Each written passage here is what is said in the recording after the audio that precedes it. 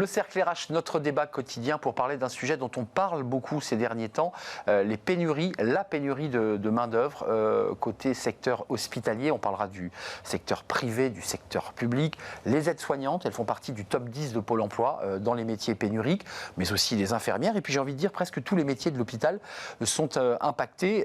Comment faire pour redonner le goût de ce beau métier? Parce que c'est vrai que les infirmières vont plutôt vers le libéral et quittent doucement le secteur hospitalier. Comment faire pour leur redonner envie? On se souvient du Grenelle pour augmenter les salaires. Visiblement, ça n'a pas suffi. On en parle avec mes invités. Et Charles Chantalin, ravi de vous accueillir. Vous êtes entreprise Sales Leader chez Indeed et vous êtes avec nous parce que vous avez monté une initiative originale pour bien justement aller chercher les candidats dans le cadre de Santexpo.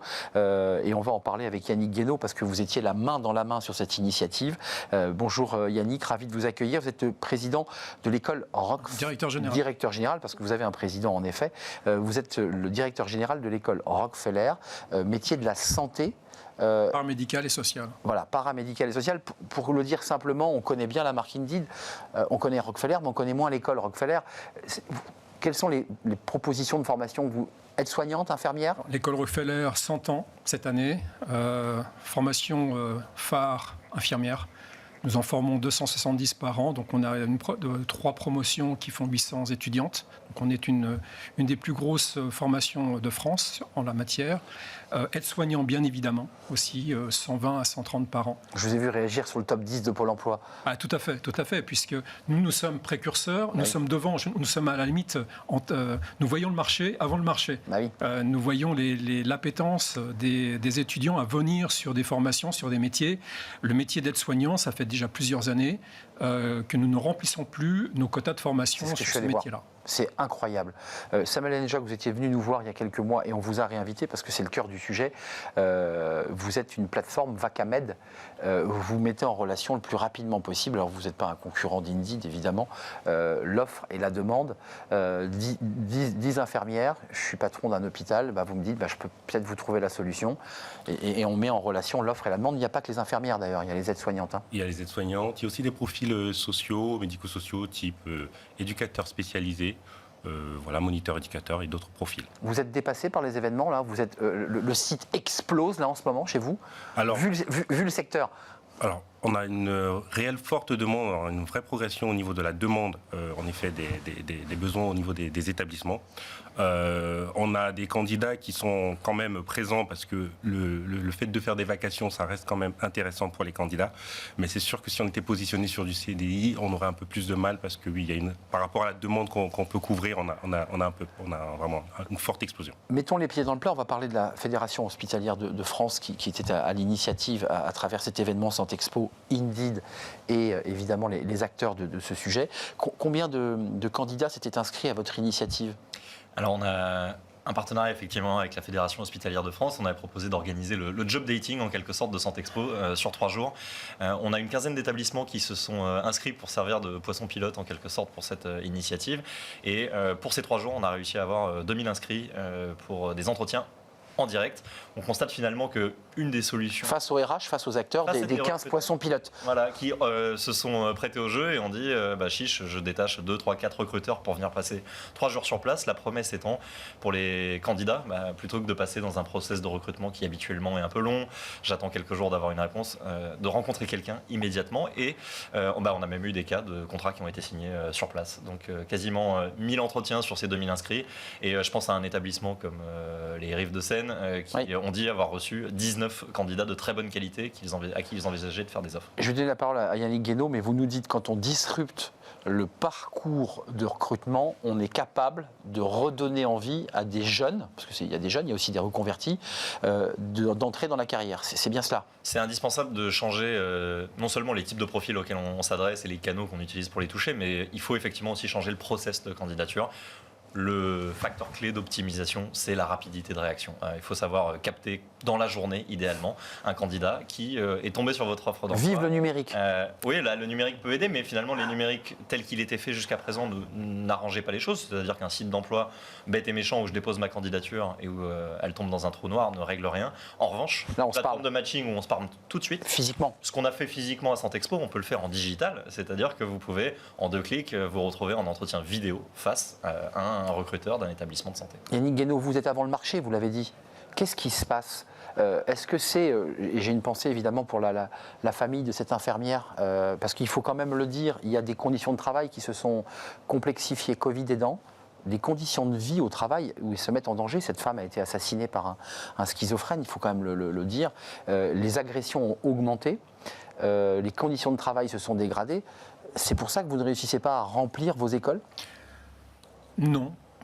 Tout d'abord parce qu'au niveau de la formation d'infirmière, nous n'avons pas ce problème que je citais tout à l'heure pour le métier d'aide-soignant.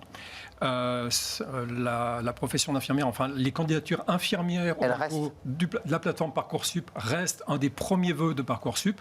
Mais attention, donc par exemple, nous avons 8000 candidats pour 235 places hors d'autres voies d'accès. Donc là, l'écrémage et la sélection est terrible. Oui, mais ceci étant, nous avons toutes les instituts de formation infirmière, quasiment les mêmes candidats. Après, ça va dépendre, je dirais, des candidats, de leur choix aussi d'aller plus vers telle école ou telle école. Alors ça, c'est le premier point. Mais en même temps, je vous disais qu'on est en amont de marché. Là aussi, on commence à voir apparaître une érosion des candidats. Il y a 2 ans en arrière, nous étions à 11 000 candidats. Aujourd'hui, 8 000. L'érosion est en marche. Donc ça veut dire que l'effet médiatique, les événements, parce que les Français regardent, la fatigue du Covid. Moi, on vous avait invité la fois dernière, mais vous allez peut-être nous le redire, on voit aussi dans l'évolution des demandes dans ce secteur un désir de flexibilité et d'avoir une qualité de vie, parce que ça c'est posé à chaque entretien, j'imagine, entre vie pro, vie perso. Moi qui ai des proches dans ce milieu, c'est quand même pas simple d'avoir une vie pro, vie perso à l'hôpital. On fait des nuits, on a des roulements, on va parfois remplacer une collègue. Enfin, c'est ça la réalité. Clairement, c'est ça la réalité aujourd'hui, du métier, et qui a toujours été d'ailleurs une réalité dans ce métier. Et aujourd'hui, c'est pour, en tout cas, la jeune génération, un réel frein aussi. Clairement. Vouloir se diriger vers ce type de métier qui est plutôt contraignant, qui limite un peu l'aisance côté vie pro, qui est vie pro, vie perso. Et donc, ils se dirigent soit vers de l'intérim, soit vers des types de structures comme la nôtre qui font de la vacation, pour avoir cette flexibilité. Vacation, c'est-à-dire que je fais un petit temps, je fais 2 mois, 3 mois, puis après j'arrête. J'organise mon planning, c'est ça, en fonction de ma disponibilité et en fonction de quand j'ai besoin ou envie de travailler. Juste peut-être, est-ce qu'il y a une bataille, puisque c'est un de nos titres, est-ce qu'il y a un duel entre le privé et le public ? C'est-à-dire qu'on a vu des infirmières du public manifester, des syndicats sont montés au créneau en disant nos conditions de travail, le matériel, la manière dont on travaille, c'est plus possible. Puis on a des infirmières du privé, j'ai le sentiment qu'ils manifestent moins. Oui, alors je pense qu'on a clairement une concurrence acharnée, comme dans tous les domaines, qui est à l'œuvre. Simplement là, le public est particulièrement bien représenté dans les métiers du soin. Là où il y a sans doute un souci de perception en amont, parce que parfois c'est pas tout à fait vrai, on en a déjà parlé dans un autre cadre, sur la rémunération notamment, il est clairement perçu, vu de l'extérieur, que ces métiers, par exemple d'infirmier, à 67%, les Français nous répondent qu'ils estiment que c'est un métier très mal payé. Donc ce bashing permanent de ces métiers du soin indique par exemple des choses qui d'ailleurs, elles ne sont pas tout à fait vraies, puisqu'il y a eu des revalorisations importantes, il y a des primes et des bonus qui ont été ajoutés dans le Grenelle de manière significative. Et pour autant, ça reste un des éléments qui ressort. La difficulté des conditions de travail, ça ressort. Et il y a ce sentiment que le privé s'est un tout petit peu mieux adapté. En tout cas, nous, dans les conditions de recrutement ou dans les méthodes de recrutement, c'est vrai qu'on a vu un peu plus d'agilité pour l'instant du côté du privé. C'est pour ça que du côté d'Indeed, on a décidé de mettre en place une équipe dédiée au secteur public où il y a un enjeu de marque employeur d'une manière générale. Travailler pour le service. Marque employeur et RH, parce qu'il y a un enjeu RH. 99%, et ça vous interpelle, vous qui êtes avant, ce qui veut dire que vos étudiantes, en grande majorité, mais aussi les étudiants. 80% d'étudiants. On est d'accord. Voilà, c'est plutôt féminin. 99% des établissements de santé publics connaissaient des difficultés de recrutement en 2022. Donc ça veut dire que vos étudiantes et étudiants sont captés dès la sortie de l'école. Il n'y a pas de sujet. Enfin, Vacamed se les arrache. Il n'y a absolument aucun sujet et elles le savent. Ce qui veut dire que, pour répondre tout à l'heure au salon... Donc, elles ont la main dans le... Ça veut dire qu'elles peuvent changer à tout instant. Il y a aussi il y a à la fois la captation peut-être de l'étudiante, mais un choix énorme. Et de ce choix aussi, elle va pouvoir changer facilement d'emploi. Donc tout ceci, il y a aussi une notion de fidélisation à l'hôpital ou dans les structures. Qui est, engagement dans la durée. Engagement dans la durée. Et là, il y a des chiffres aussi qui sont très très parlants. Auparavant, on parlait d'un temps de vie dans un premier emploi pour une infirmière qui était entre 7, 8, 10 ans. Aujourd'hui, il est de 5 ans. 5 ans. Ce qui veut dire que, ça ne veut pas dire qu'une infirmière va arrêter de travailler, mais elle va évoluer. Elle va vouloir changer justement d'ambiance, de contexte, avoir mieux maîtriser son temps de travail et aller vers des solutions d'intérim, de libéral aussi. On va parler des territoires, mais les étudiantes de l'école Rockefeller, j'imagine, elles vous intéressent. Elles viennent ou elles font d'abord un premier temps, je dirais classique, professionnel, pour ensuite, dans un second temps de carrière, elles se disent, et ça c'est peut-être le public que vous avez, c'est des gens qui ont 10 ans d'expérience. C'est quoi le profil des gens qui viennent sur le site? Ils ont beaucoup bossé, puis ils se disent, là, je lève un peu le pied. Alors, on a plusieurs profils, mais globalement, ce qui ressort comme profil principal, qui ressort, ça va être quand même des gens qui ont déjà au moins un an d'expérience, on va dire minimum. Un peu d'expérience. Un peu d'expérience, plus, voilà, voire plus, mais qui ont déjà pratiqué un peu, voilà, soit déjà à travers les stages dès leur fin d'études, donc ils sont directement captés dans les structures où ils ont effectué leur stage. En général, ils sont intéressés et qui vont chercher, maintenant qu'ils connaissent un peu le secteur, un peu mieux en tout cas par la pratique. Mais qu'est-ce qu'ils ne veulent plus faire parce que vous faites l'offre et la demande, et ça c'est Indeed doit avoir des stats. Ils vous disent, nous on veut plus partir en hospitalier urgence, on veut plus faire ça, on veut plutôt partir en gériatrie, en pédiatrie. Enfin, il y a bien des secteurs où les infirmières disent je préfère ce secteur-là qu'un autre, ou la réa, excusez-moi, parce que la réa, on a vu pendant le Covid la difficulté de ce métier qu'on ne connaissait pas d'ailleurs. Alors tout à fait, c'est vrai qu'il y a des services qui sont un peu, qui ne souhaitent plus faire. C'est vrai que tout ce qui est lié à la fin de vie, c'est un peu plus de difficultés à recruter. Évidemment. C'est vrai que souvent sur ces types de services-là, on voit plutôt des personnes qui ont déjà de l'expérience, qui restent parce qu'il y a toujours des besoins. Parce qu'il y a la passion là. Parce qu'il y a la passion, il y a la vocation, mais c'est vrai qu'au niveau des jeunes, tous les cas sont différents, bien sûr, les cas sont particuliers, mais on remarque qu'ils souhaitent plutôt, Un mot, Samuel et Yannick, sur la question RH, parce que on est une émission RH. On a souvent pointé du doigt l'hôpital public ne sachant pas gérer son personnel, avec d'ailleurs des batailles. Il faut rentrer un peu dans le détail entre le médecin, qui est un peu le cacique de l'établissement, et en même temps le personnel administratif et le directeur d'établissement. Parfois ça frotte, c'est compliqué. Il y a un problème de RH ? Allez-y. Il y a un problème de RH. Oser. Il y a un problème de RH, oui. Après, je ne sais pas si on peut le traduire comme ça, parce que nous, de notre côté Vacamed, on le voit un peu moins, donc je ne sais pas si je peux m'aventurer là-dessus. En tout cas, nous, ce qu'on sait, c'est que les services RH qui viennent nous contacter. Bah oui, ils vous contactent de fait. Ils ont des besoins et on doit y répondre le plus simplement. Yannick, un mot sur le RH et évidemment Samuel. Non, je pense qu'il faut arrêter le bashing sur les services publics, parce qu'à un moment donné, effectivement, on en a beaucoup parlé, dysfonctionnement. Alors, il est vrai que par manque d'aides-soignants, par manque d'infirmières, plus que par manque de médecins, aujourd'hui, des services hospitaliers ont dû fermer, mais même dans des cliniques privées. Et donc, parce qu'il faut du personnel de première ligne. On n'opère pas. On ne peut pas opérer, on ne peut pas soigner sans des soignants, c'est pas possible. Charles, votre point de vue chez Indeed, parce que vous avez des datas, des flux. On a des datas assez précises sur l'offre et la demande en temps réel. Clairement, même pour le comparer à d'autres secteurs d'activité, on l'a dit, le métier d'infirmier ou les métiers d'aide-soignant sont 2 des 10 métiers les plus en tension en France, avec certains métiers très techniques. Donc nous, on a un indice de compétitivité, c'est-à-dire un ratio offre-demande sur ce score de 0 à 100 entre le métier le plus simple de France, en quelque sorte, à pourvoir, et le métier le plus difficile. Le métier d'infirmier est à 96 sur 100. Ça, c'est l'indice de compétitivité Indeed de ce métier-là. Et on va effectivement retrouver aussi des chiffres inquiétants qui sont que, par exemple, en l'espace d'1 an, le nombre d'offres présents chaque jour sur la plateforme a augmenté de 57%. Alors ça ne veut pas dire qu'il y a 57% de besoins en plus, ça veut simplement dire que les postes qui étaient là il y a 4 mois sont toujours là. Les postes n'ont pas été pourvus et donc à flux constant, le stock augmente puisqu'il n'y a aucun flux sortant d'offres d'emploi. Juste un mot quand même, Yannick, la disparité géographique, parce qu'on parle des déserts médicaux pour les médecins, mais il y a aussi une disparité. Là, il y a des chiffres qui sont inquiétants. Perte d'effectifs suivant les départements de 2015 à 2020, donc on est juste au bord du Covid. Haute-Garonne, moins 6800. incroyable. Haute-Savoie, moins 2500. Vaucluse, moins 1600. Pourtant, le Vaucluse, c'est plutôt sympathique. Les Landes, moins 972. Paris, moins 556. C'est assez paradoxal d'ailleurs, parce qu'il y a beaucoup d'établissements hospitaliers à Paris. Comment vous expliquez aussi, elles choisissent leur lieu d'emploi, c'est un peu comme les policiers, bien classés, on va plutôt partir dans le sud, puis mal classés, on va partir dans le Pas-de-Calais.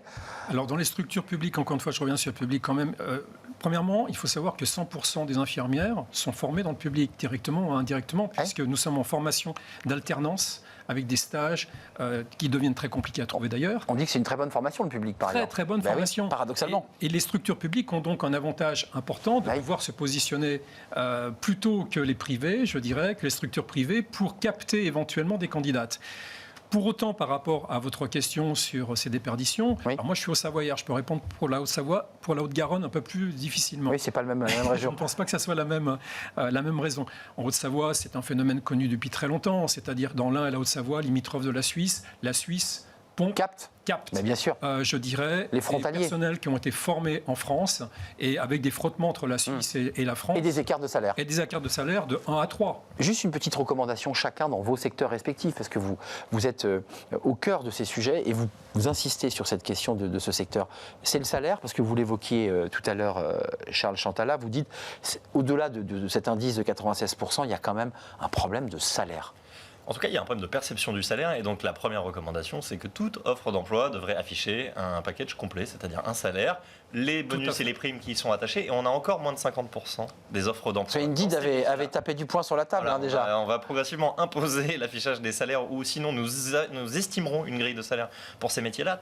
Et vous imposez en fait à l'annonce Dans tous les cas, c'est de l'ordre de x4 ou x5 le nombre de clics sur les offres d'emploi qui affichent un salaire. Évidemment. C'est gagnant pour le recruteur, et on est à moins de 50% de ces offres dans les métiers d'infirmier pour l'instant. Le salaire moyen d'une infirmière, c'est quoi ? Compétitivité.